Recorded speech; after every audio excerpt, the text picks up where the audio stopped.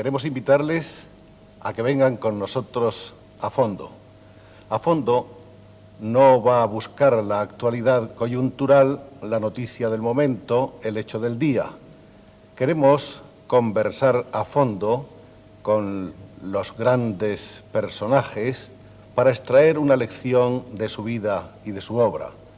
Queremos comunicarnos con ellos y trataremos de llegar todo lo a fondo que sea posible dentro de las inevitables limitaciones.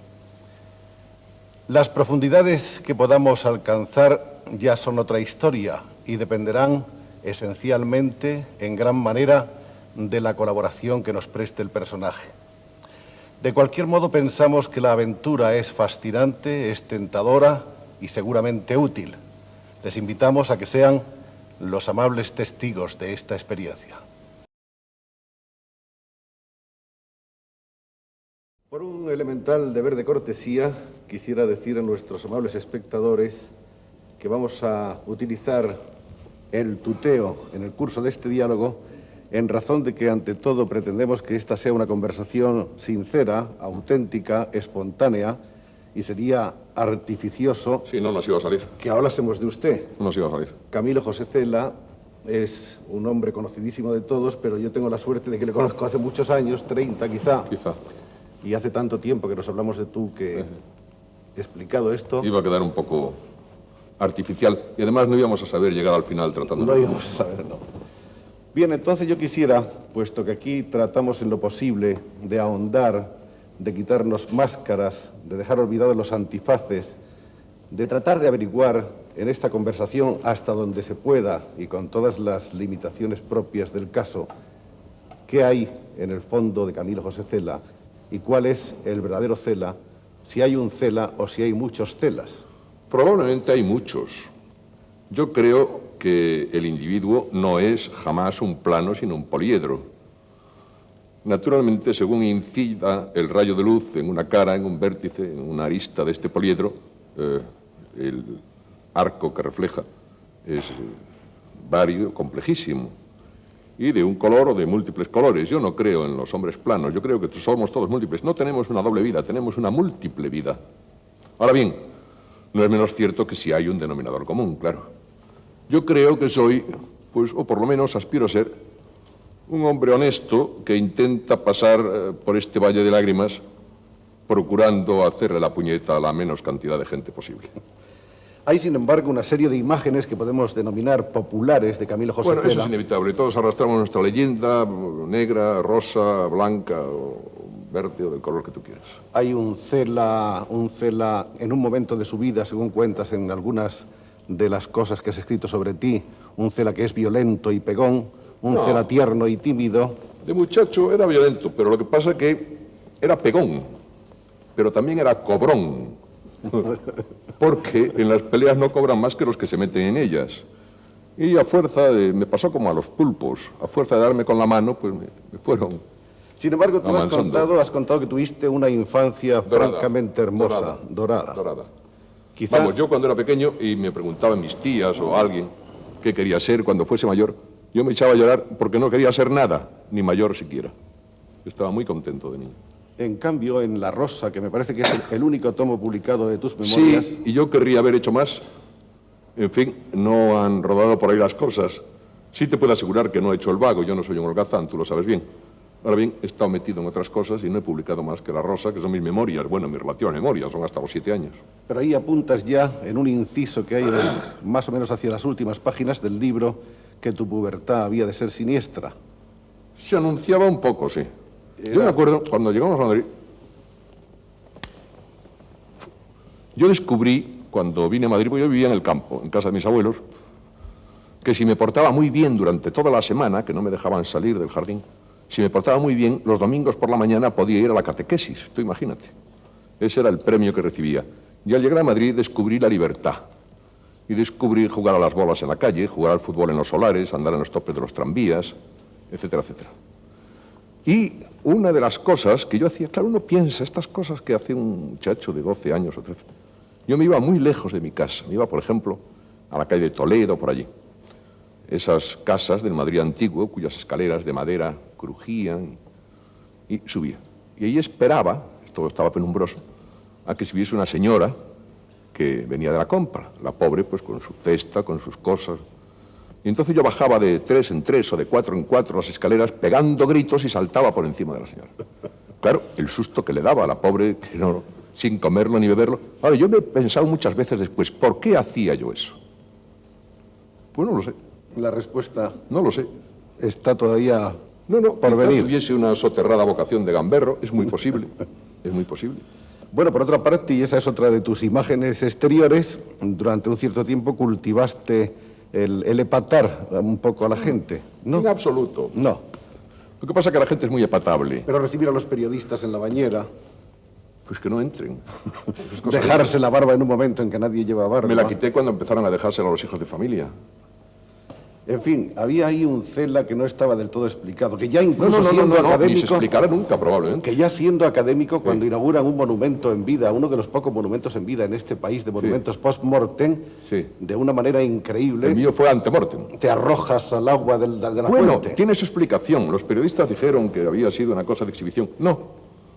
Si hubiera sido una cosa deliberada, me hubiera quitado el reloj, que se me estropeó, y no hubiera tenido que poner a secar en el espejo del cuarto de baño 3.200 pesetas que llevaba en el bolsillo, y que menos mal que recuperé.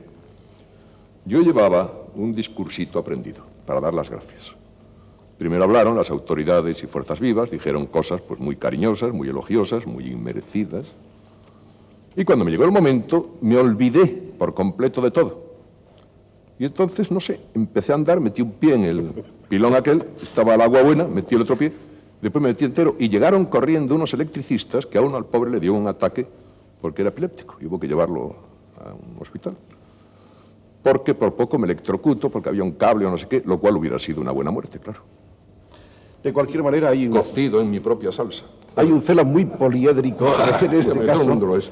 un cela Todo el mundo lo es. que ha sido torero, He sido de todo lo que haya que ser. ha sido funcionario, ha sido actor de cine. Todo lo he sido tangencialmente. Yo ¿Cuántas quise otras saber cosas? lo que era todo eso. Y para saber lo que era todo eso, la única manera que había era meterme. Yo tenía, no sé si por algún lado andará, un carnet del Sindicato del Espectáculo como torero, grupo tercero C, plazas abiertas y sin enfermería.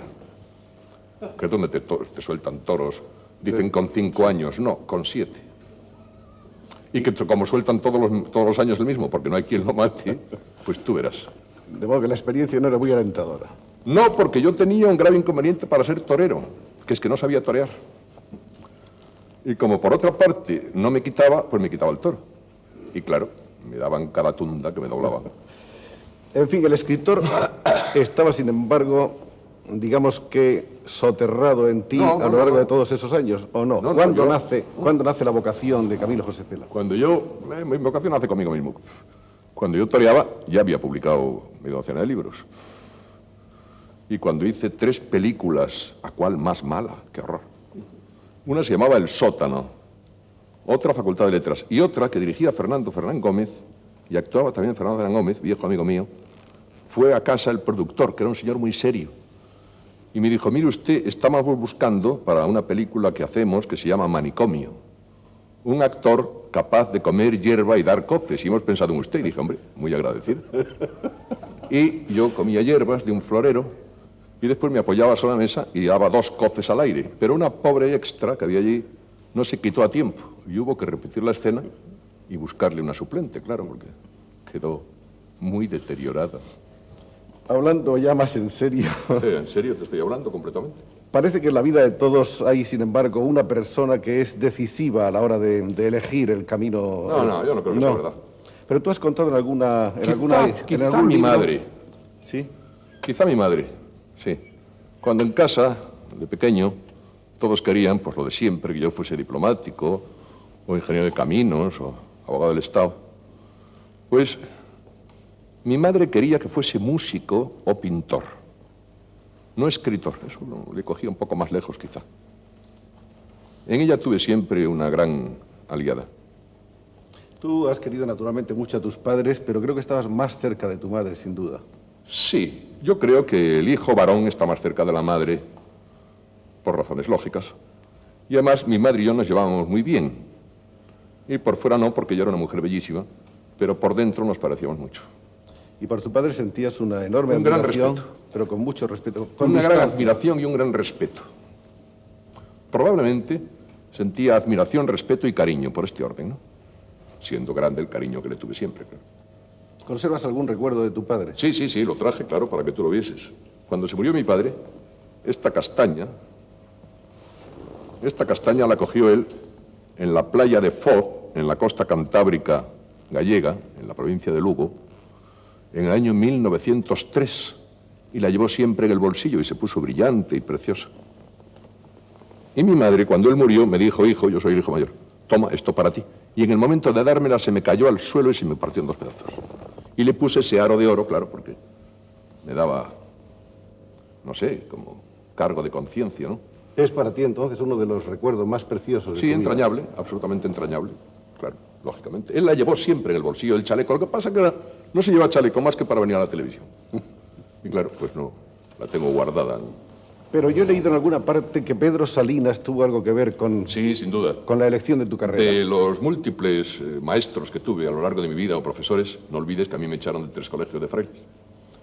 Pues el único por el que guardo verdadera veneración y respeto es por Pedro Salinas, que fue el que con una paciencia benedictina me corregía los versos y me animó a escribir. Yo sentí por él siempre un gran respeto. Y ahí me echaron de los colegios, me echaron de 3, como te digo, y los frailes, con los niños que echaban entonces, vamos, de los colegios, hacían lo que hacen los bancos con los comerciantes que no pagan las letras, que se los comunicaban. El RAI. Y entonces ya no me quisieron en ningún colegio en Madrid, claro. Y yo fui de los últimos españoles que padecí la institución del preceptor. Esto yo andaba por la calle de cura propio. Don Nazario R. sería Rodríguez, no sé, de Madrid, que era un cura que debajo de la sotana, en vez de pantalón, llevaba albornoz. No sé, claro, ¿por qué? Ni a qué obedece. Y llegué a tener tal alergia que hasta hace muy pocos años, en cuanto veía un cura, cruzaba de acera. Ahora ya se me está quitando. Se conoce como ellos andan de paisano, pues ya. Hasta el cura de la Bonanova, en Palma de Mallorca, va a cenar los lunes a casa. Y me parece un hombre encantador, que por cierto ha prometido regalarme un jilguero, a ver si dicho así por televisión. Sí, se acuerda. Sí, se acuerda, sí. Tú eres muy aficionado a los animales. Sí. Y sobre todo a los animales más bien tiernos, humildes y Sí, sencillos. sí. En casa de Camilo José es frecuente encontrarse de pronto con grillos. Sí, Sobre todo los grillos te gustan, ¿por qué? mucho, sí, son muy bonitos los grillos. Y cantan muy bien. Y saben muy bien. Porque un día que estábamos en una terraza de un bar y pasó un grillo y una señora, ¡ay, qué horror, una cucaracha! Hay que decirle: señora, usted perdone, no es una cucaracha, es un grillo. Y yo me lo comí, claro, para darle a entender que no era especie malsana. Y a la señora se la llevaron, no sé. Hay señoras muy dengues y muy cursis, pero yo siento, a medida que voy para mayor, una gran admiración por las cursis, porque son muy agradecidas. Camilo José, Dime. eras un poeta en principio, en el punto de partida de No tu sabe carrera. lo que es, uno no es un contribuyente. Quiero uno decir, es- escribías yo qué sé. versos, Es que sigo escribiendo versos, lo que pasa es que no me los publican. pero los versos fueron tu primera etapa como escritor. Sí, mi primer libro es un libro de versos, Pisando la dudosa luz del que día. es un verso de la fábula de Polifemo de Góngora. Eso es. Y más tarde hubo otro libro o proyecto de varios libros en uno que fue El monasterio y las Y las palabras, sí. Sí. Donde se prometían otra serie de libros que no Pero no llegaron. salieron, no. No salieron. En esto de la literatura, todo lo que sean proyectos y nada es todo uno. Un libro no existe hasta que está en los escaparates de las librerías. Ahora a mí me gustaría que tú en este momento te olvidaras un poco de la ironía que te es tan propia y te confesaras de una manera más abierta. Yo, más abierto, Pero eres o no eres más un poeta que otra cosa. Sí, yo qué sé, probablemente sí. Es más, yo diría incluso que tú eres un hombre mucho más tierno de lo que aparentas, Puede ser. quizá tan tierno que por no ser vulnerable ante los demás te disfrazas un poco con ese aire. Esto no se sabe porque tampoco es un disfraz. También es una de aquellas facetas de las que hablábamos antes. Es posible que uno sea todo esto al tiempo, ¿no? Hay quien dice que hay una cara para cada ocasión, una cara para cada momento. Pues es probable que sí. Esta es tu cara honesta y verdadera. Es la que tengo, vamos. ¿no? Es la que tengo. Bien, aparece en el palenque de las letras Camilo José Cela con La familia de Pascual Duarte, novela que causa, como saben ustedes, una revolución. ¿Cómo recuerdas ese momento? ¿Te das cuenta ahora de lo que significó para ti? No, ni para mí ni para nadie. Con estupor. Cuando el libro salió en diciembre del año 42, hace ya 33 años, qué barbaridad. Y entonces yo fui corriendo a Espasa, a la librería de Espasa, ahí en la Gran Vía, a ver si estaba. Y estaba allí un montoncito de libros de novedades, había varios libros, y La familia de Pascual Duarte, 8 o 10 ejemplares. Y no la cogía nadie. Bueno, paciencia. Y yo esperé, y de repente llegó un señor, la ojeó, se conoce que no le gustó, y la dejó. Bueno, mala suerte. Siguió andando y se compró La guerra de las Galias, de Julio César. Volvió sobre sus pasos, volvió a ojear La familia de Pascual Duarte y la compró también. Era la primera persona que yo sabía que había comprado un libro mío. Tomó los 2 libros debajo del brazo, salió a la calle, y yo me acerqué, entonces era, claro, pues 30 y tantos años más joven y 40 kilos más. Un mozo esbelto y espigado. Exactamente. Y me acerqué y le dije, caballero, ¿quiere usted que se lo firme?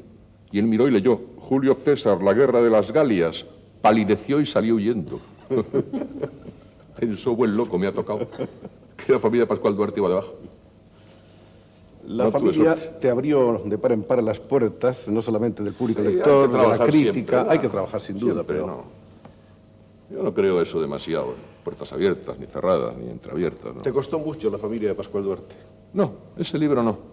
Es un libro con una técnica muy elemental, escrito en primera persona, muy directo, y no me costó mucho trabajo. Después las cosas fueron complicando. Cuando vas a escribir un libro, ¿te planteas el tema de la técnica antes? No. Yo creo que la técnica va confundida con el propio libro. Esto es, para tener un hijo, una mujer joven y en determinadas circunstancias no necesita saber una sola palabra ni de ginecología y obstetricia. Y después tiene un niño que da gusto verlo. De manera que, en cierto modo, es el libro. En la familia de Pascual Duarte yo escribí un guión. Sí. Pero antes de llegar al final del primer capítulo, pues resulta que el personaje ya se me había ido para otro lado. Y entonces yo pensé, pues el guión ya me va a servir de poco, claro. Porque yo creo que si el personaje tiene fuerza y está bien creado, lo que hay que hacer es abrirle las puertas e ir detrás apuntando en un cuadernito lo que hace. Y eso es la novela. Querer llevarlo por donde tú quieras, caben los subgéneros. En la novela rosa, en la novela policíaca, eso sí, eso es posible que sí. Hay una cosa que a mí me ha maravillado siempre de la labor de Camilo José Cela, que es la aproximación humana, entrañable, sobre todo a los paisajes. Yo pienso que los libros que tú has hecho como vagabundo de la geografía española son libros que tienen un valor extraordinario. Bueno, yo soy un enamorado de España, yo me precio de ser uno de los españoles que mejor conocen nuestro propio país. Y además, lo anduve a pie, claro, porque es la única manera de enterarte un poco de lo que vas viendo, ¿no? Empecé por el viaje a la Alcarria y terminé con el viaje al Pirineo de Lérida. Y ya, ahora me dice muchas veces, ¿por qué no hace usted otro viaje? Digo, mire usted, porque me sobran 30 años y 30 kilos. La cosa es muy graciosa, hombre. Hágalo usted. Le hemos pedido a Camilo José Cela que nos traiga el manuscrito del viaje a la Alcarria y está aquí. Es un manuscrito, bueno, los manuscritos de Cela son todos muy interesantes porque escribe con una letra menuda y minuciosa. Primero, espérate. No sé dónde está, pero primero están las notas que fui tomando por el camino. A ver si aparece. No, seguramente no aparece. Aquí está. Estas son las notas que iba tomando por el camino. Que son, claro, a medida después que lo iba viendo, iba tachando, ¿no? En un cuaderno, porque claro, si escribes en cuartillas te vuelan. ¿No comprendes? Y después, sobre estas notas de viaje, fue cuando escribí el libro, que es este.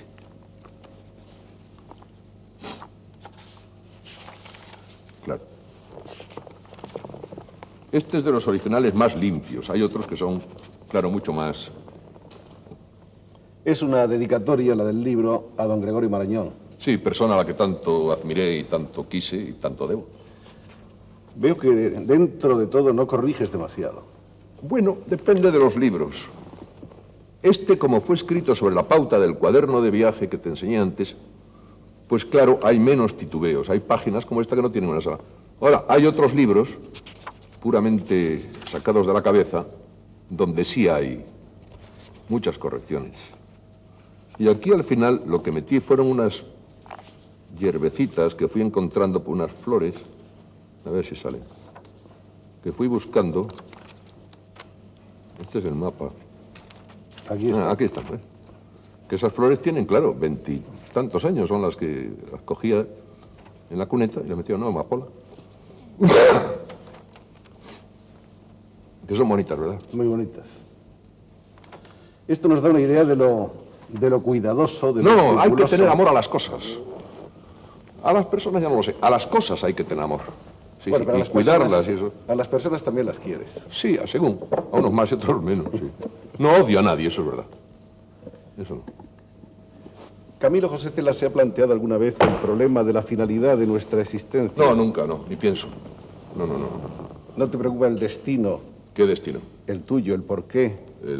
El porqué que de no tu vida. entiendo. ¿Cuál es la finalidad de tu vida, en definitiva? No, pues trabajar en lo mío, escribir con la mejor aplicación y lo mejor que pueda hacerlo y Santas Pascuas y dentro de 100 años todos calvos. Tú dices que la inspiración no existe. No existe, no, la inspiración no soy yo el que dice que no existe, era Baudelaire.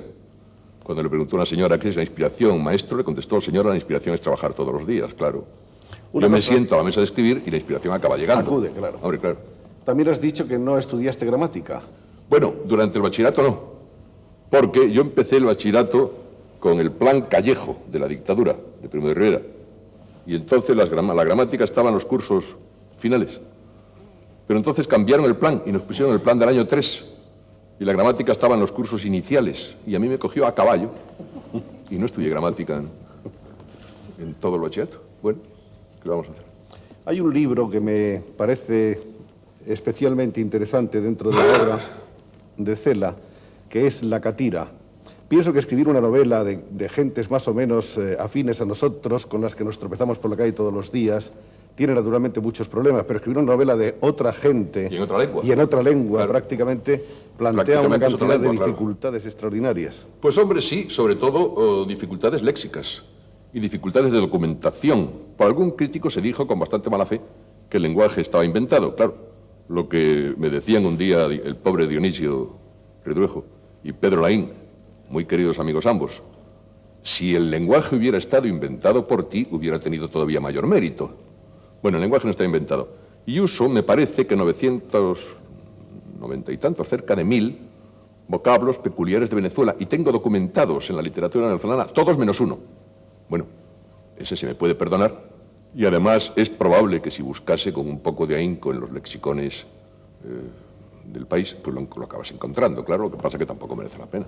Claro, pero además ahí está el clima, está el ambiente, están las pasiones, Hombre, están procuré las darlo, gentes, yo no sé, está la procuré tierra. darlo, procuré darlo. O sea que hay un esfuerzo ahí de recreación y de Es adaptación que a otro mí escribir medio. un libro me cuesta mucho trabajo. A mí me dijo un día un señor de estos que lo saben todo, usted escribe como quien mea. Y dije, usted perdone, si el que mea es muy prostático, sí, porque a mí me cuesta un trabajo horrible escribir. Yo escribo con mucha dificultad y además creo que con facilidad no se puede hacer. Un día me dijo un compañero mío, yo una novela la hago en 2 meses, y le dije, ya se nota, y le pareció mal. Bueno, Pero sin embargo tú tienes una obra muy densa, muy amplia. Has porque escrito trabajo mucho. 8 o 10 horas diarias todos los días. Y por burro que sea uno, al final algo te saldrá. Vamos. La mosca de televisión. Nunca falla la No. cita. Vamos a hablar ahora, si te parece, de tus últimos experimentos. Sí, lo que quieras. Tu último libro es un libro que ha sorprendido. Oficio y tinieblas. Sí. Sí. Oficio y tinieblas 5, porque encontré 6 o 7 antes. Sí, es un libro difícil. Yo me planteé el problema de honestidad profesional. El seguir por los caminos del iberismo y de los apuntes carpetobetónicos me resultaba muy fácil, quizá demasiado fácil. Y en la facilidad está el peligro. Esto es, por aquel camino, que por otra parte, pues la crítica lo trataba bien, era muy rentable, yo lo podría dictar a una mecanógrafa, a una taquígrafa o a una máquina de estas. Pero pensé, no, hay que plantearse las cosas con dificultad. Y hay que ver hasta qué punto uno puede, y en cada novela mía, con mejor o peor éxito, en fin, ha sido una pirueta en el vacío. Yo intento abrir nuevos caminos, ignoro con qué suerte, pero lo que no dudo es que con una gran honestidad. ¿De cuál de tus libros estás más contento? Esto no te lo podría contestar. Esto es como si le preguntas al padre de varios hijos cuál prefiere. Es imposible saberlo. Pero ni siquiera por una Uno por una valoración razón, otro por de tipo otra. interior, No. extraliteraria, no. No puede saberlo eso. Es más, Yo creo que si te dijese un título, que podría decírtelo, claro, pues me estaría mintiendo a mí mismo. Porque no, uno te puede gustar por una razón, otro te puede gustar por otra. Puede pasarte lo del padre de varios hijos que sienta especial cariño por el más débil. Claro, porque piensas que los otros ya se las arreglarán solos. No lo sé. Desde el punto de vista humano, ¿tú estás satisfecho? Ah, sí, yo sí. Sí, sí. Quiero decir, ¿has hecho las cosas que querías hacer? Por ahora sí. Ya veremos el tiempo que me quede. Si sigo aprovechando el tiempo, lo pierdo. No, ¿No echas nada de menos? no, yo nada. No. Renunciaste a muchas cosas. Ya. No. ¿Eres muy solitario? Bueno, solitario con alternativas. Cuando estoy metido en casa, estoy encerrado, yo tengo 3 estudios que tú conoces, me voy de uno a otro y en ese ambiente estoy, ya te digo, 8 o 10 horas diarias, cosa que tú sabes porque me has visto allí. Ahora, cuando salgo de mi casa y vengo a Madrid o voy a Barcelona o a París o donde sea, entonces no hago nada. Entonces me dedico pues a hablar con los amigos, a comer, a fumar pitillos. ¿Tu experiencia como adaptador de Bertolt Brecht es positiva? Hombre, para mí fue una gran experiencia, porque yo no había hecho nunca ese trabajo. Claro, someterse a una disciplina que no te es propia, pues es muy... Y la crítica lo ha cogido bien. Finalmente, Camilo José, quisiera hablarte de una cosa que resulta siempre un tanto difícil. Hay muchas gentes a las que le divierte, por ejemplo, el camino que has abierto, esa pica del diccionario secreto. Sí. Eso en España es un tanto peligroso. No. Estamos en un mundo de tabúes, de prejuicios. No, en absoluto. ¿No escandaliza un poco a la gente el uso de ciertas voces que son, sin embargo, muy corrientes en el lenguaje Esos llano? que se escandalizan las usan en el casino. El español con frecuencia tiene 2 lenguas, una para la familia y otra para el casino. Esto es una farsa. Tú eres partidario de una sola lengua. Naturalmente, como Quevedo, y puesto que tenemos la suerte de tener una lengua que sirve, como es el castellano, caray, pues desperdiciarla me parecería... ¿Qué es lo que menos te gusta del hombre? Hombre, no sé. No. A veces los hay muy burros y muy, así como malintencionados y envidiosos. Esos son feísimos. Y además son bajitos. La hipocresía, ¿no? Oh, la hipocresía es horrible. Eso es espantoso. Es uno de los peores males, y la avaricia. Porque además, esos son vicios que no se quitan con la edad, sino que se van incrementando con la edad. Me decía un cura gallego, amigo mío, y muy sensato, me decía, mira, Camiliño Josesiño, eso de que tenemos que ir dejando los vicios, que dicen mis colegas, no es verdad, no hagas caso. Ya son los vicios los que nos van dejando a nosotros. Tenía razón. Pero la avaricia y la envidia no, esos te acompañan al envidioso, al avaro hasta el fin de sus días. ¿Qué es lo que más te gusta de ti? Ah, no, nada. Bueno, creo que soy un hombre corriente y molente, ¿no? Lo que te gusta menos. Pues tampoco. Yo me conformo con ser como soy, vamos, no me he planteado esto. ¿Qué estás haciendo ahora? ¿Qué escribes? También sabes que yo tengo siempre muchas carpetas abiertas. Pues a veces me meto con una, a veces cambio a otra. No se sabe nunca hasta llegar al final. Eso no. Te decía antes que un libro, hasta que se publica, no sabes lo que has hecho. Ni siquiera lo que es. Una vez empezado un libro, lo abandonas durante una temporada. Según, a veces sí, a veces no. Hay aquí un libro, bueno, hay varios libros escritos y muchas tesis acerca de la obra de Camilo José Cela. Este es uno que estudia el sistema estético de Camilo José Cela. De Olga Przewaliński. Sí, y hay otro de Alonso Zamora Vicente. Muy bueno. Muy bueno. Sí. ¿Qué opinas tú de cómo te diseccionan? Bueno, a mí esto me producía, ahora ya no, como estupor. Esto de sentirse uno como una lagartija que la están abriendo ahí encima de una mesa de mármol, pues queda un poco raro. Y al final, pues no te das mucha cuenta de que eres tú mismo, ¿no? Y descubren una serie de cosas que, claro, algunas serán verdad, otras serán mentira, pero en las que tú no habías pensado, tú mismo no habías pensado nunca. Tú descubres de pronto, como te descubre Olga, por ejemplo, que hay en ti, en unos momentos determinados, un gran lírico, un enorme poeta con una vibración poética profunda, un hombre que juega de pronto con los contrastes. Sí, es posible, es posible. Que a veces sorprende con trallazos incluso vulgares y violentos. Todo esto es posible. Y eso es también... Ahora, en ningún caso es deliberado, claro. Diríamos que todo eso es en todo caso la poliédrica personalidad de Cela. No mía, sino de todos. De todos. Sí, sí, tuya y de todos los que nos están... Pero quizá hay escritores mirando, más lineales, ¿no? Hombre, sí, claro, y más complicados o más complejos o más políticos también, esto es evidente. El poliedro en ningún caso es unidad de medida. Pero yo creo que le pasa a todos los seres humanos, no, incluso a los animales. Yo tengo perros, por ejemplo, sí, y uno de los perros que tengo es un perro loco y surrealista, que no puedes hablar con él o dialogar con él porque hace semejantes locuras, está tan demente que hay que decir cálmate un poco y marcharte. ¿Qué crees? Y sin embargo, pues un hermano suyo pues es muy sensato y menos simpático también. ¿Qué te gustaría que la gente piense de ti? Ah, no, que piensen lo que quieran, esto no. ¿No te importa? No, nada, no, en absoluto. ¿Pero no te importa de verdad pero o lo sí, dices pero por sí, decir? No, hombre, pero por amor de Dios. Si de mí se dijo en letra de molde que de todo. De todo. Desde que era un genio hasta que era un deficiente mental. Bueno, pues probablemente los dos, pero por lo menos uno se equivoca. Claro. No, eso no puedes hacer caso. Si te empiezas a preocupar de lo que dicen los demás, estás perdido. Voy a hacer un artículo dentro de unos días porque 3 recortes de periódicos que me mandaron de una agencia que estoy suscrito. En uno dicen que canté flamenco en Huelva. En otro dicen que apoyado en el hombro de un subinspector de policía, ambos lloramos sobre el cadáver de un amigo. Y en otro dice que voy a bailar un charleston en televisión con Marujita Díaz. Y es la primera noticia que tengo de todo. Pues no lo sé. Sin embargo, y esto sí sería interesante que lo sepan nuestros amables espectadores, tú has cantado tangos. Ah, sí, sí, eso es lo mío. A mí me hubiera gustado mucho cantar tangos. Sí. Y los has cantado además con muy buen acento porteño. Y sentimiento. Y sentimiento. Garufa. Camilo José, lástima que el tiempo se nos va y no podemos profundizar más como quisiéramos.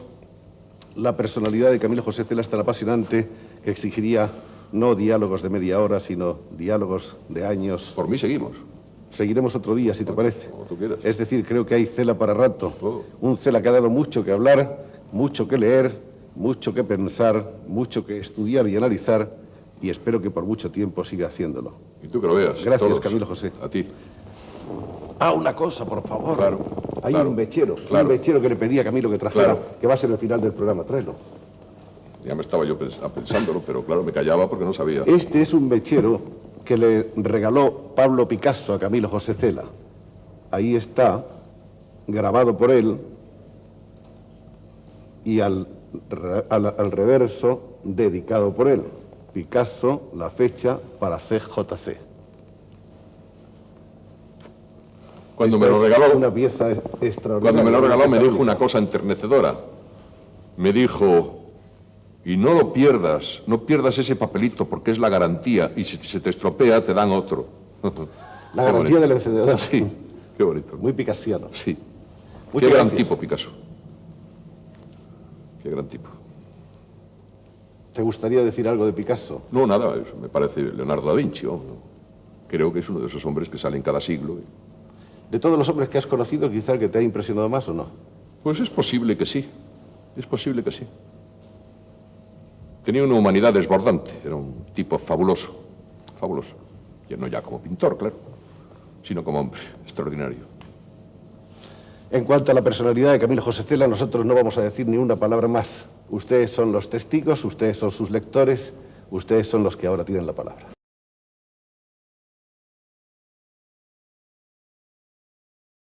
Ese mundo sonoro, ese cosmos que es para usted la guitarra, ¿cómo lo siente? ¿Cómo lo describiría, maestro? Bueno, yo lo siento en función de la expresión musical, ¿verdad? Creo que la guitarra es un instrumento, como otro cualquiera, al servicio de la música. Naturalmente con unas características peculiares, inconfundibles, con ningún otro instrumento. La guitarra es un instrumento que en cierto modo comunica más que otros. Es como un instrumento más para la intimidad. Pues tal vez sí. Dicen que es el instrumento más próximo al hombre, al corazón humano. A ese instrumento usted no llegó de una manera deliberada, sino por azar. Más bien por azar, sí. Es decir, yo desde niño pues sentía la llamada de la música. Me interesaba mucho. Por ejemplo, yo cuando iba, siendo niño, cuando iba los domingos a oír las zarzuelas en mi pueblo, en Burgos, mi ciudad natal, a mí la algarabía esta de los instrumentos cuando afinaban ya me sumía en una especie de éxtasis, aquella sonoridad de los instrumentos. Lo primero que estudió usted fue piano. Sí, ahora, yo estudiaba la música simultáneamente cuando comencé el bachillerato, pero nunca con ánimo de dedicarme profesionalmente.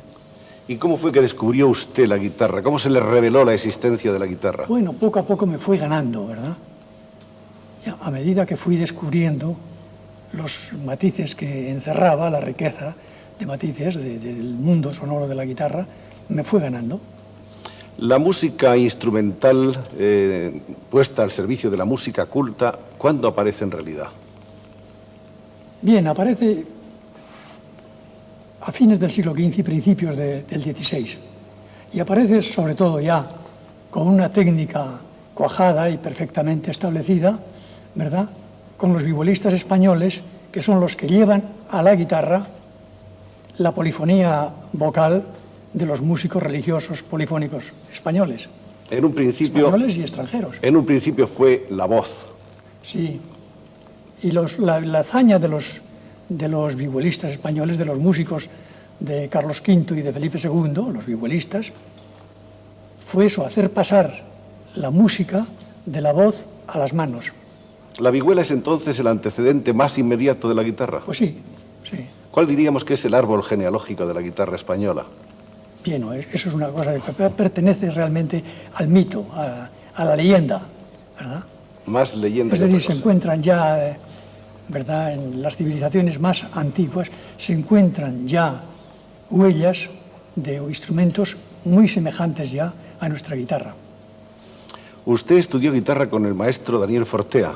Sí, anteriormente estudié en Burgos, con el profesor, y sobre todo me dio algunas lecciones el Marqués de Pelayo, el actual Marqués de Pelayo, que entonces estaba establecido en Burgos como médico y era amigo de mi padre, y él realmente fue el primero en abrirme a mí el mundo sonoro de la guitarra. Y después estudié, ya cuando vine a estudiar a Madrid piano, oí en una ocasión a Fortea, que era discípulo, fue uno de los alumnos predilectos de Tárrega, ¿verdad? Y para mí fue una revelación.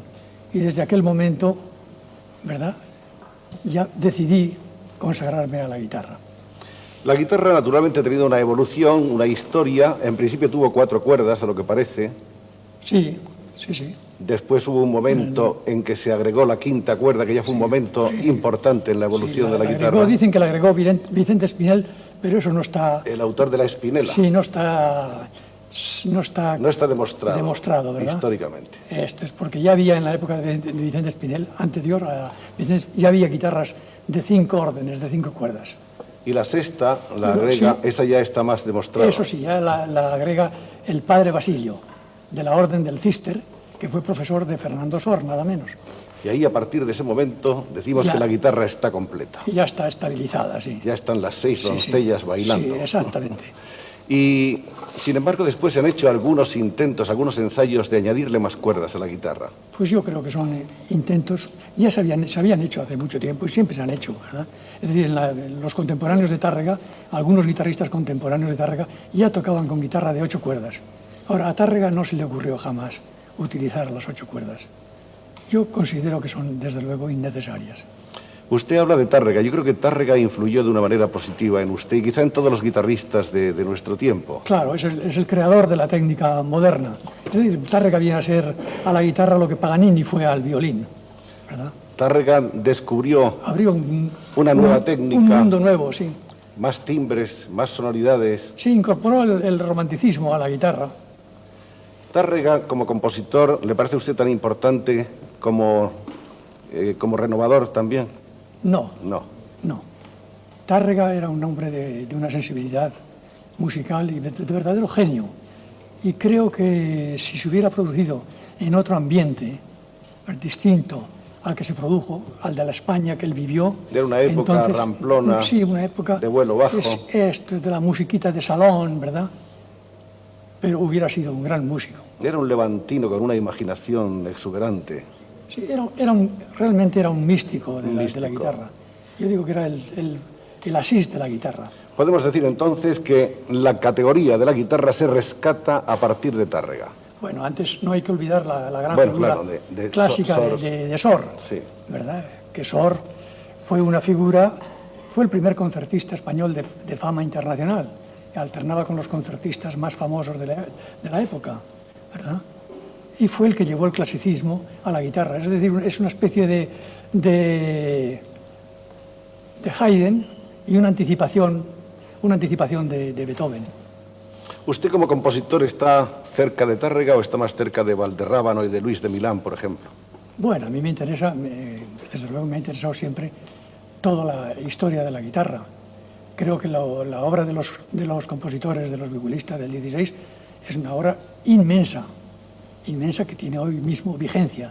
Es decir, hoy creo que hay muy pocos músicos que serían capaces de escribir una fantasía a 3 voces y a 4, como las escribían Luis Milán y Mudarra y Fuenllana y todos aquellos grandes músicos. ¿Queda alguna vihuela todavía?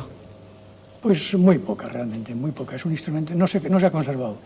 Porque aquí en los archivos de Palacio mismo, ¿verdad?, consta que había vihuelas, pero la verdad es que no se han encontrado.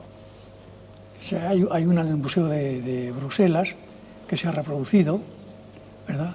Pero en realidad el arte de la vihuela se ha perdido. Es muy difícil de reconstruir porque además, entre otras cosas, las cuerdas ya no son iguales. De usted se han escrito cosas muy hermosas y muy justas, maestro, pero yo siempre me acuerdo de una frase de Juan Ramón que decía que usted era el guitarrista de más vibración poética. Sí, eso dijo. Hay poesía en su sensibilidad, sí, en sus dedos, en su entrega a la guitarra. Tuve la suerte de tratar bastante a Juan Ramón Jiménez, sobre todo en Puerto Rico, ¿verdad? Y Juan Ramón Jiménez tenía una sensibilidad musical extraordinaria. Y yo recuerdo con verdadera nostalgia las noches que yo pasaba en su casa conversando con él y tocando para él y para Zenobia, que era una mujer inolvidable. ¿Habría podido ser Regino Sainz de la Maza tan importante en otro instrumento cualquiera como en la guitarra? Bueno, yo no creo que sea tan importante. El único valor que he tenido es echarle valor para dedicarme a la guitarra, que cuando yo comencé realmente hacía falta valor, porque entonces la guitarra no tenía el prestigio ni el porvenir que hoy tiene, ni el presente. Pero a usted, en cuanto le oyeron, le brindaron inmediatamente la posibilidad de viajar, de dar conciertos por el mundo, de conquistar públicos. Yo tuve un aprendizaje duro hasta darme a conocer, muy duro. Es decir, mis primeros conciertos fueron por España y yo iba un poco a la aventura, a cazar conciertos, por ahí, ¿verdad? Tuve la suerte de ser bien recibido siempre, de caer bien, ¿verdad?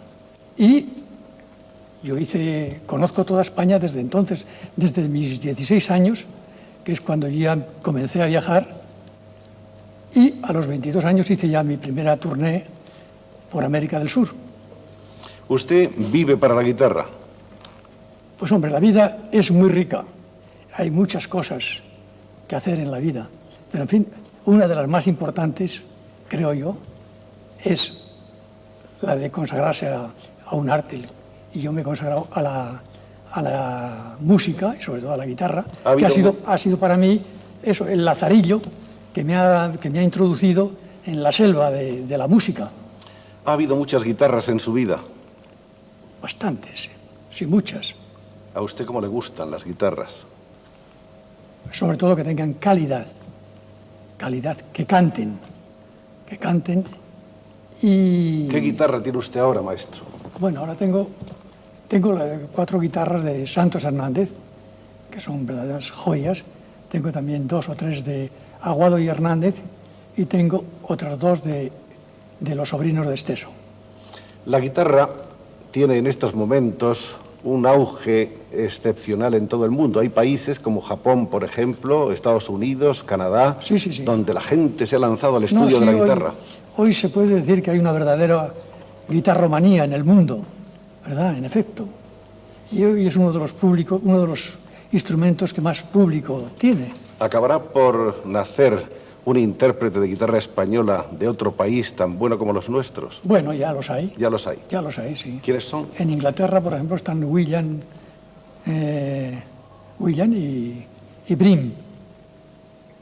Y aquí mismo, ahora hay algunos jóvenes, como Ricardo Fernández, por ejemplo, que es alumno mío, que realmente es un superdotado y creo que va a ser el guitarrista del porvenir. Se decía cuando la vihuela, tañer fantasía. Sí. ¿Qué era eso? Es un estilo, Un estilo. tañer de corte y tañer culto. Es decir, es tañer con contrapuntos, ¿verdad? ¿Hay un tañer fantasía de la guitarra? Pues ese, Ese. el tañer de los sabios contrapuntos, de las modulaciones, ¿verdad? ¿Y esas guitarras que se fabrican en el extranjero, cómo son? ¿Son buenas? Algunas sí, hay muy buenos luthiers que se dedican a la guitarra en Italia, en Francia, y bueno, en Japón la fábrica, por ejemplo, Yamaha, de los pianos, ha consagrado parte de la fábrica a la construcción de guitarras. Ahora ya son guitarras de fábrica, ahora muy bien construidas. Bonito. Usted ha vivido tantas cosas importantes que, por supuesto, no podemos detenernos más que en algunas. Pienso yo que uno de esos estadios, de esas etapas, fue su colaboración con Falla. Bueno, tuve la suerte también de tratarle, de coincidir con él en muchas ocasiones en que yo iba a Granada a tocar. Siempre me acogió con una simpatía inolvidable, que yo no olvidaré nunca.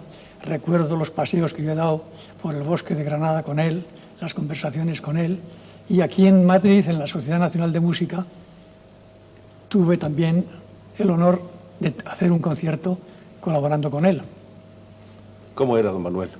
Bueno, era un caso aparte, era un caso de santidad, un caso de bondad increíble, ¿verdad? Y de una sensibilidad.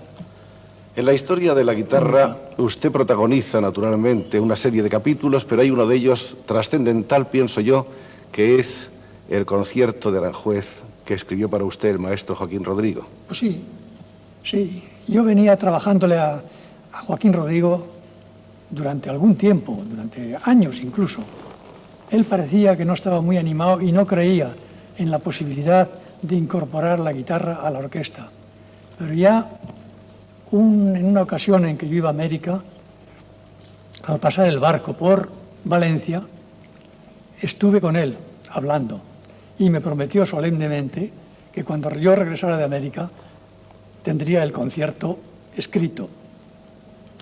Tardó algo más, porque yo estuve 9 o 10 meses por América, pero ya en una ocasión, durante la guerra, en París, antes de venir Joaquín Rodrigo de París a España, ya me fue mandando los borradores del concierto. Ha significado para usted muchísimo. Bueno, claro, es un jalón, es indudable, ¿verdad? Ahora, porque ha sido el primero, casi simultáneamente, la verdad es que casi simultáneamente al concierto de Rodrigo se escribieron también el de Ponce y el de Castelnuovo Tedesco, sobre todo, con muy poca diferencia. Quiere decir esto que ya estaba la guitarra cuajada, madura, ¿verdad?, para aceptar esa prueba. ¿Se atreve usted a vaticinar cómo va a ser el futuro de la guitarra?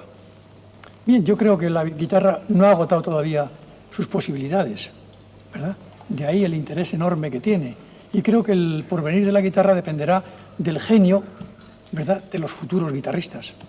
El maestro Regino Sainz de la Maza tiene, como tenemos todos, un amor por un cierto tipo de cosas que le acompañan a uno, que son importantes en su vida.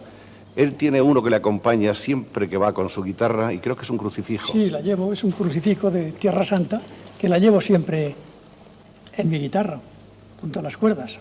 Este es el crucifijo de Tierra Santa que acompaña siempre al maestro Regino Sainz de la Maza, donde quiera que vaya, en cualquier lugar del mundo, donde los finos dedos góticos de Regino Sainz de la Maza se dispongan a tañer la guitarra como va a hacer ahora, en obsequio de todos ustedes, porque como se explica mejor el maestro, como dice mejor su sensibilidad, su vibración poética, su entusiasmo por la música, es precisamente con la guitarra. Maestro, le escuchamos con todo gusto. Muchas gracias.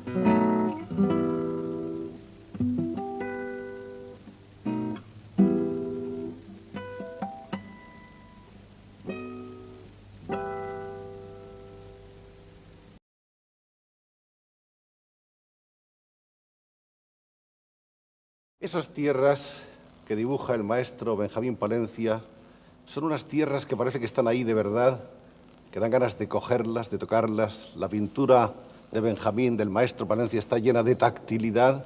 Es una pintura en llamas, una pintura llena de pasión, una pintura con un colorido muy fuerte, Pero Benjamín Palencia no siempre pintó así, ¿verdad, maestro? No.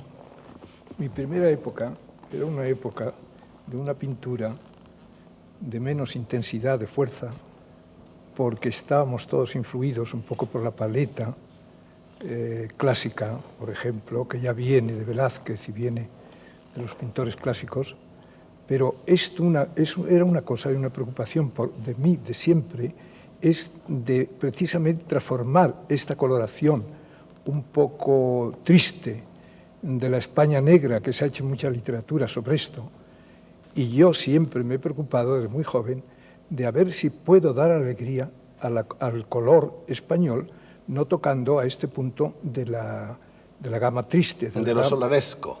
Eso es, y de lo solanesco, que Solán ha sido el pintor culminante que la lleva a la máxima altura, en el cual ya no se puede pintar así, ni se puede tocar.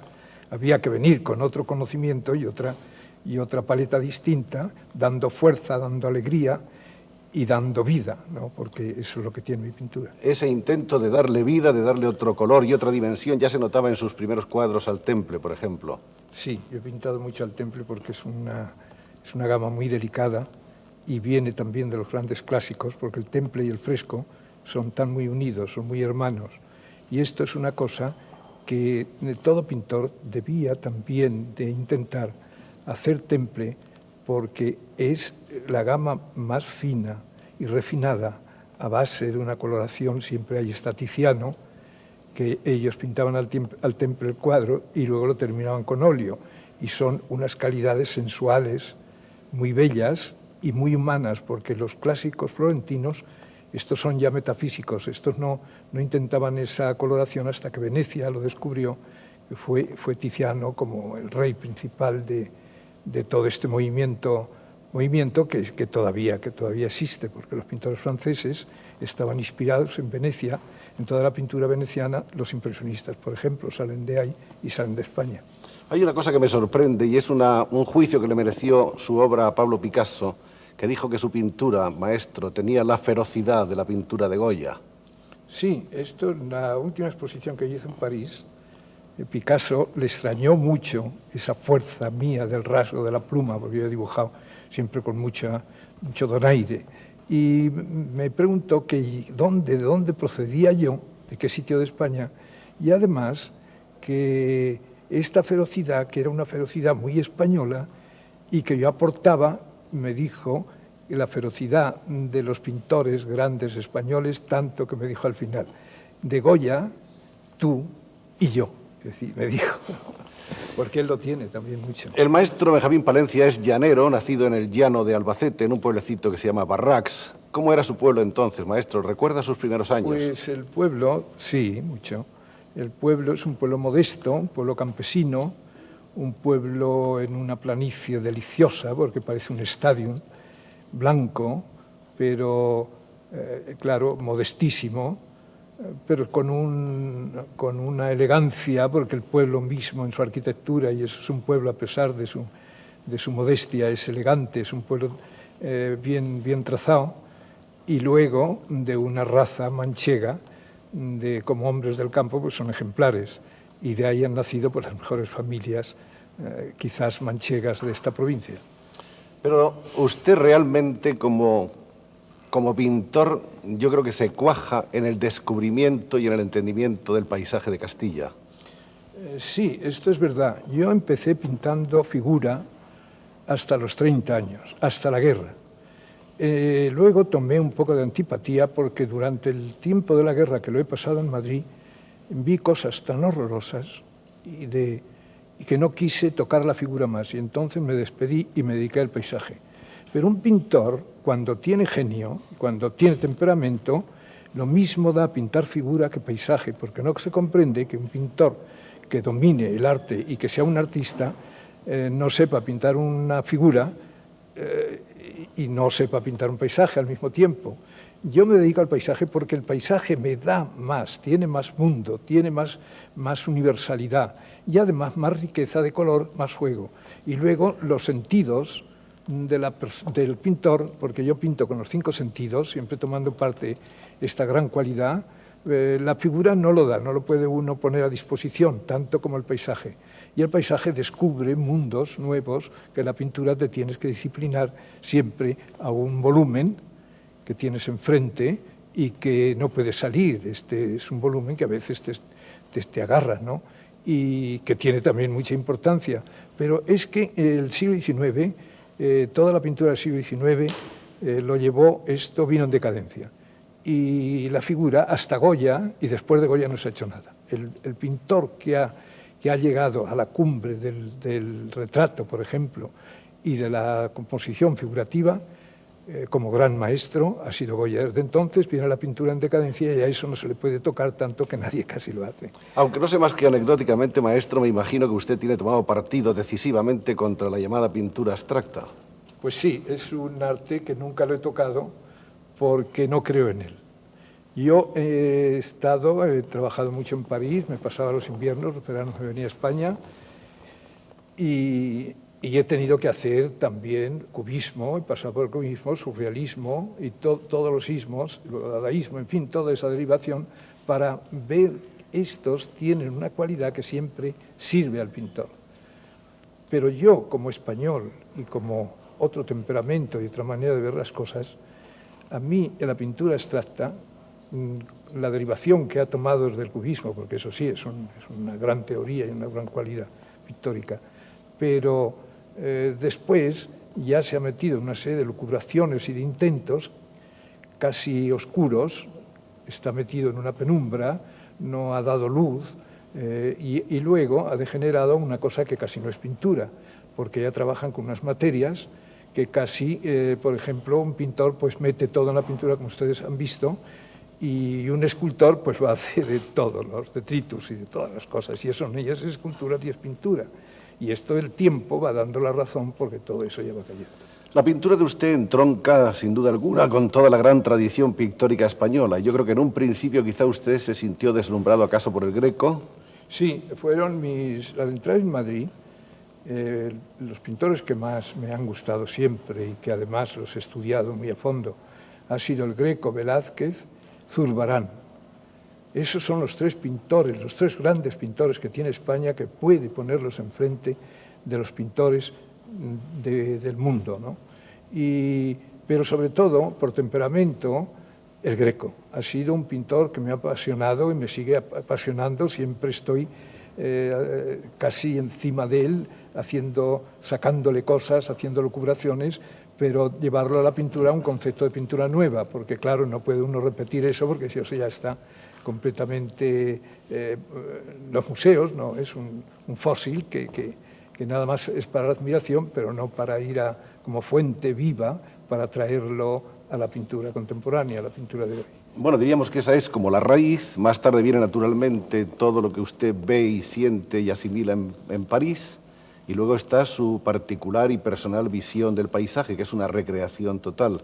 Y viene esa época en la que de pronto su pintura hace como una explosión destellante de color, de colores además audaces, fuertes, violentos en ocasiones. Sí, sí, porque es que había que renovar la pintura de España, como antes hemos dicho, y traer una nueva visión del color, un nuevo concepto de la construcción y hacer al color vibrar y cantar y decir lo que no han hecho muchos clásicos, muchos, porque los clásicos son grandes por otros conceptos, pero la pintura moderna, el concepto de la pintura moderna ha traído una serie de conceptos y de visiones que no están ya dentro de los clásicos, que eso es completamente descubrimientos de la marcha de la pintura que ha sido descubierta desde los impresionistas hasta nosotros. Y había que hacer un paisaje y descubrir un paisaje de España que no estuviera ya sobado ni dicho por otros.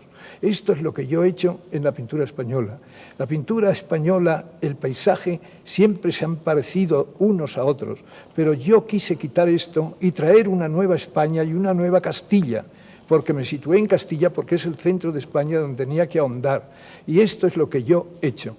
Y además la pintura desde Benjamín Palencia ya ha tomado completamente otra visión, otra manera de hacer y además tratar con una técnica completamente nueva y tratarla de un modo para llevarla a la creación, que es lo que muchas veces mi pintura desemboca, en una creación, porque el arte es una creación. Es una pintura, en cierto modo, espacial. Hay ahí un sentido del espacio que es muy difícil, y de la geometría, Sí, y de la música, diría yo también. Sí, la pintura actual es muy musical y muy poética.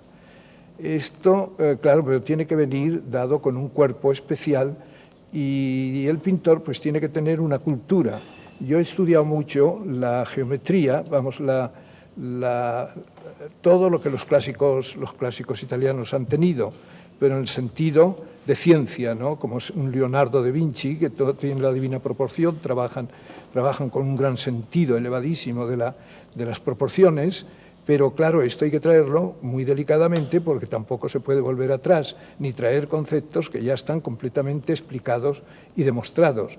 Únicamente hay que meter dentro, en unos diagramas especiales geométricos, que indudablemente con unas concordancias interiores para que la pintura pues no se caiga para un lado ni otro, porque el cuadro tiene que pesarse, el pintor tiene que pesar de que esa es precisamente la imagen que tiene que dar de que es un cuadro bien compuesto, de que un peso en la izquierda y otro peso en la derecha equilibra, y luego además esto te proyecta todo el interior, y ya puedes colocar la pintura completamente para que no te se vaya, y eso es la gran armonía que tienen que tener los cuadros. A pesar de que yo, en el paisaje, que dicen que no, yo he traído eso al paisaje, por eso mis paisajes hay que observarlos, porque tienen ese andamiaje interior en el cual todo está montado sobre eso, porque si no la pintura se cae. Y con el tiempo, cuando es una cosa completamente romántica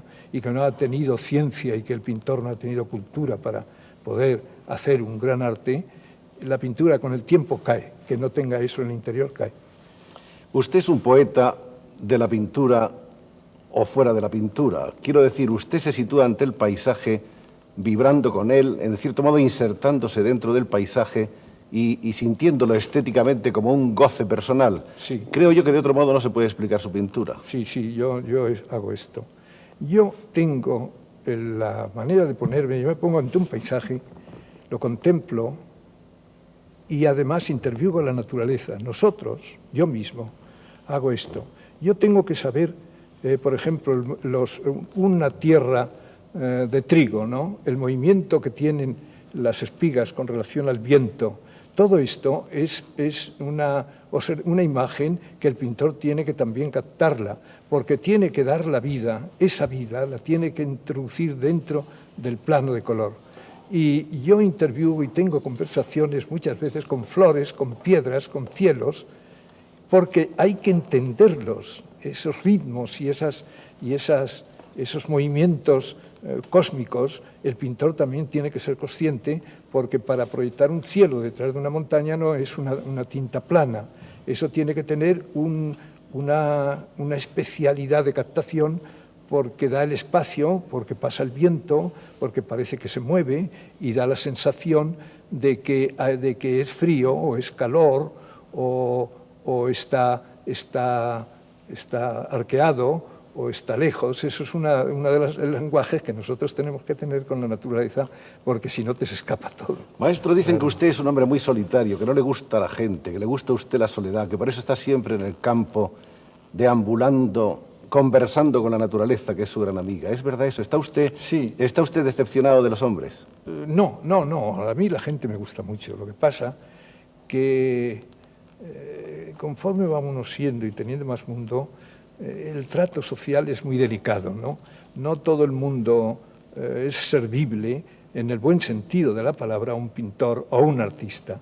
Encuentra uno casos de que la gente, pues muchas veces ves seres en el cual tiene una gran presencia, una tal, y luego pues no puedes hablar con ellos porque no te dicen nada, están vacíos.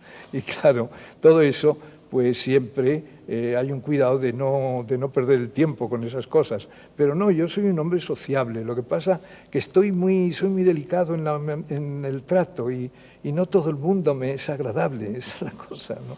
Y otros sí, ¿no? Eso no. ¿Usted es un hombre tímido? Pues un poco tímido, sí. Trato muchas veces de quitarme esto. Unas veces lo consigo, otras veces no. Eso. Es usted un hombre muy sensible, en definitiva. Muchísimo. ¿Y eso es doloroso? Sí, mucho. Yo me disgusto con mí mismo porque tengo una sensibilidad demasiado refinada y demasiado a flor de piel, ¿no? Y esto me produce estados de ánimo desagradables y además huidas. Es lo que usted dice. Usted se fuga, se escapa. Sí, eso lo hago mucho, sí. Vamos a ver, maestro, ¿cuáles son los colores básicos de la paleta de Benjamín Palencia? Yo tengo una paleta muy reducida de 6 colores, exclusivamente. No soy muy rico porque tampoco el demasiado pasarse, es demasiado rico muchas veces la pintura, se hace decorativa y se hace bonita, porque la pintura no admite estas cosas. La pintura tiene que ser hay medida y un equilibrio para llevar el color hasta un extremo donde lo tienes que dejar y tampoco abusar de demasiado color, porque el cuadro entonces habla y tiene una manera de mostrarse que ya no gusta. Es un cierto barroquismo en los colores, demasiado tal. Y yo lo que trato es tener muy equilibrada la paleta, que son los 6 colores. Y nunca trabajo con negro. Yo no tengo el negro ni el blanco. Por eso la luz lo doy con los amarillos limón, que soy un pintor que trabaja muy bien este color que se ha puesto en la pintura completamente, es completamente un color actual en toda la pintura contemporánea. Pero esto es una cosa que me ha costado muchos años saberlo. Y claro, ahí es lo que yo... ¿Esos 6 colores son, maestro? Pues 6 colores es el carmín, que es un color bellísimo, vermellón, el amarillo cromo, ocre y verde esmeralda y verde veronés, que este color verde veronés es muy delicado para los pintores porque rechina mucho y yo es uno de los colores que más manejo y que más me gusta. Le hago cantar unas veces que nadie ha sabido cantar el color de ese modo, ¿no? Pero a veces en las montañas y en los cielos también cantan los azules, maestro. Sí. Y los violetas. Bueno, esos son los cobaltos. Los sí, cobaltos. Sí. Los cobaltos, sí.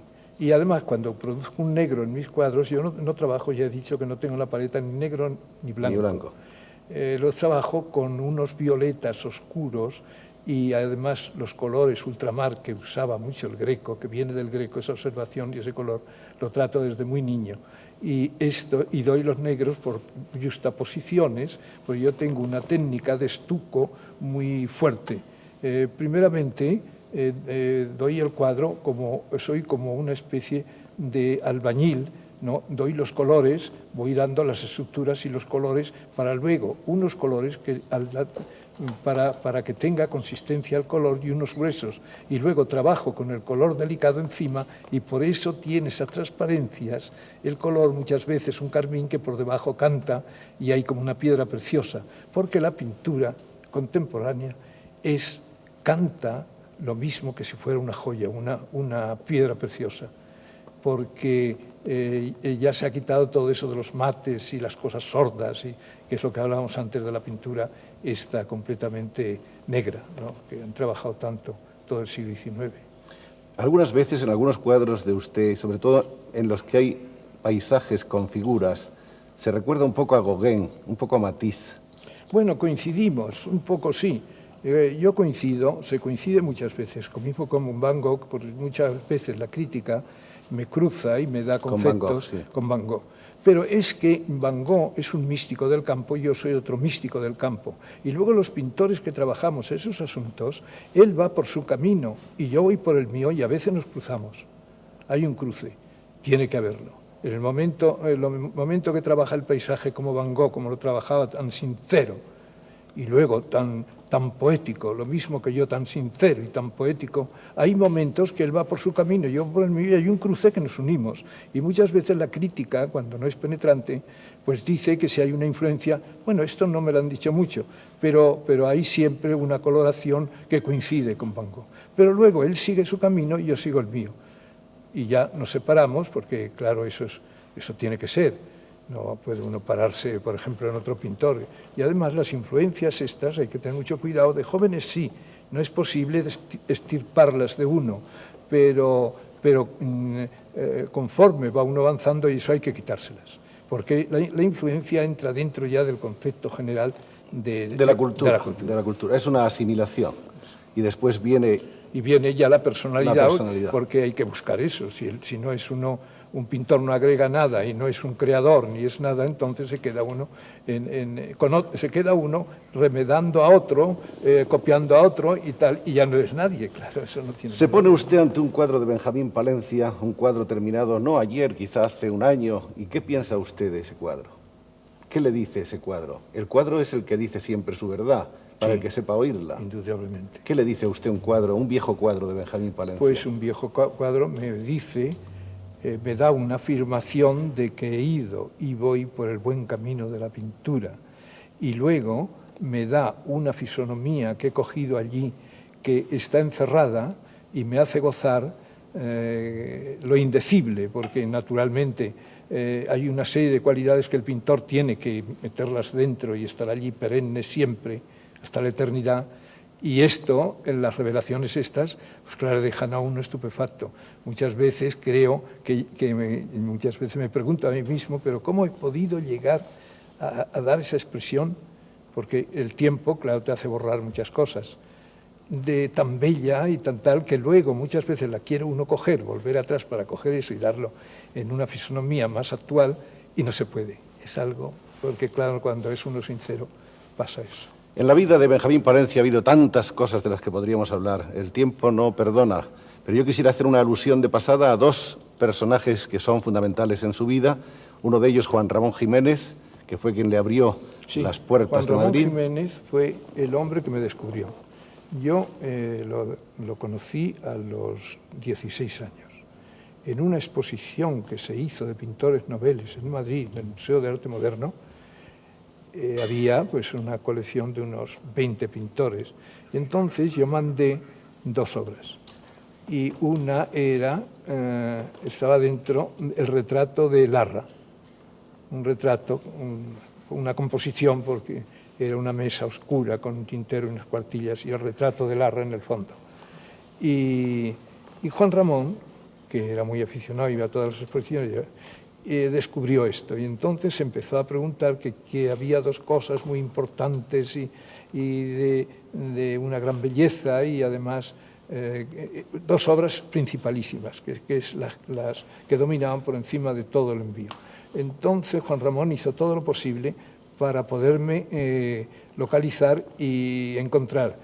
Yo iba de muchacho a una librería que había en Caballero de Gracia, que era un alemán, que es donde iba Ortega, donde iba Juan Ramón, donde iban pues todos los filósofos, porque este traía las obras, los alemanes. Las corrientes de la filosofía alemana. Sí. Y entonces estos eran clientes. Yo iba allí y siempre ponía en el escaparate pues unos libros abiertos con dibujos y pinturas, y me chocaba mucho. Entonces me veía que me aproximaba al escaparate y entraba algunas veces a ver si me dejaba ojear algún libro de aquellos. Y sí, entonces me ponía libros y tal, y hablaba con él y esto. Y Juan Ramón iba, y entonces Juan Ramón habló de que había en esta exposición 2 cuadros muy importantes de un pintor que se llamaba Benjamín Palencia, que me conocía y que él tendría mucho interés en saber quién era. Entonces, cuando yo fui, después de tiempo, cuando fui, y este Schumacher me preguntó, bueno, chico, ¿y tú qué eres? Yo soy pintor, quiero ser pintor y tal y eso. ¿Cómo te llamas? Benjamín Palencia. Y dice, hombre, pues hombre, te va a alegrar muchísimo. Hay un poeta de Moguer muy importante, que es uno de los mejores poetas actuales, que quiere conocerte. A mí eso me dio una alegría enorme, decir, bueno, pero yo no soy nada, yo soy un chico que estoy estudiando, que no importa, mejor, porque eres un hombre joven. Y él preguntaba a ver si es viejo, a ver si es joven. Y entonces, dice, bueno, cuando vuelva Juan Ramón, ya le diré que yo te he conocido, y dame las señas de tu casa y le hablaré y tal. Y así fue. Entonces me escribió una carta, que todavía la conservo muchas cosas de Juan Ramón, y me escribió una carta diciendo que quería conocerme, que quería ir al estudio. Entonces yo vivía en la calle Fernando el Santo, en el primer estudio que tuve, y me hizo una visita.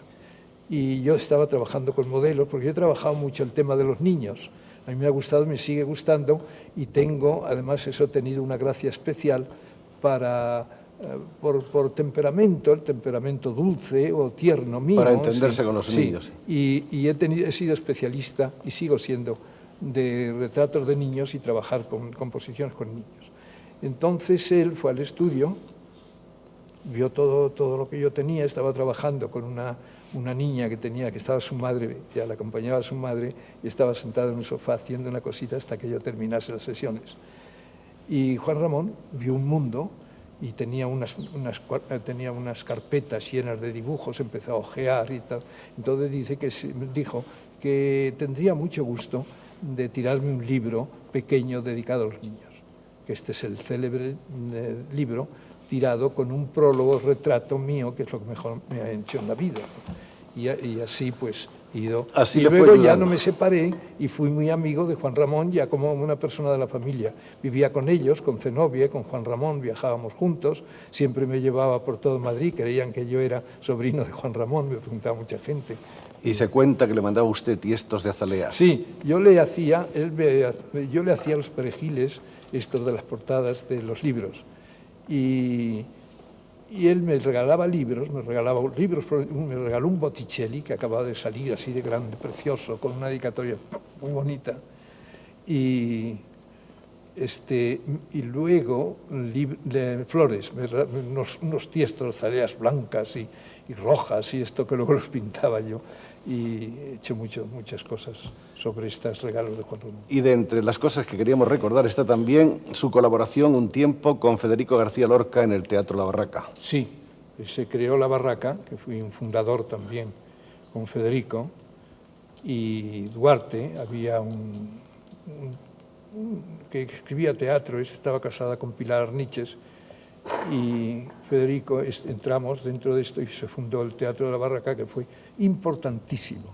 Fue una etapa de teatro joven, teatro universitario, con un estilo nuevo de la declamación del verso, incluso la decoración. Yo traje, porque yo ya salía un poco a París, traje todos los estilos nuevos, porque había visto el Teatro Camerny, el Teatro Mayer Hall, el Teatro Judío de Moscú, porque en París se proyecta todo esto.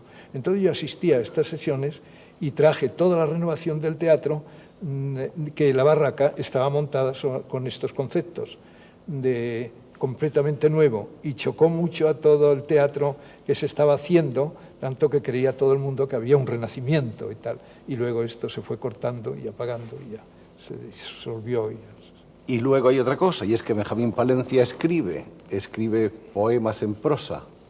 Sí, sí, porque la pintura está muy cerca y las observaciones del campo y de la naturaleza está muy cerca, porque claro, uno tiene que asimilar y todo ese mundo pues va quedando dentro. Y a veces, como no pintas, yo por la noche tengo siempre cuartillas y siempre son impresiones de todo lo que he visto durante un día, pero siempre poetizándolo. Nunca es la realidad objetiva como una fotografía sacada de la naturaleza, no, sino con interpretaciones poéticas, y eso tengo mucho, he publicado bastante, han tenido mucha aceptación, pero no me gusta mucho porque yo no le quiero quitar a la pintura todo lo que la pintura necesita. Los ojos de Benjamín Palencia, esos ojos que han visto y descubierto una nueva dimensión del paisaje para todos los hombres cultos, los hombres sensibles del mundo. Profesor López Ibor, ¿la personalidad es una máscara, como usted ha escrito alguna vez? No, la personalidad tiene una máscara, pero es otra cosa muy distinta y muy difícil de definir, porque en la personalidad entra el cuerpo y la vida del espíritu, o la vida mental, como quiera usted llamarle. Yo ahora, habitualmente en mis explicaciones a los alumnos, les hablo para evitar viejas distinciones que no son demasiado exactas. Por ejemplo, Descartes dividió al hombre en cuerpo y alma, pero naturalmente del alma tienen una idea de algo puramente espiritual.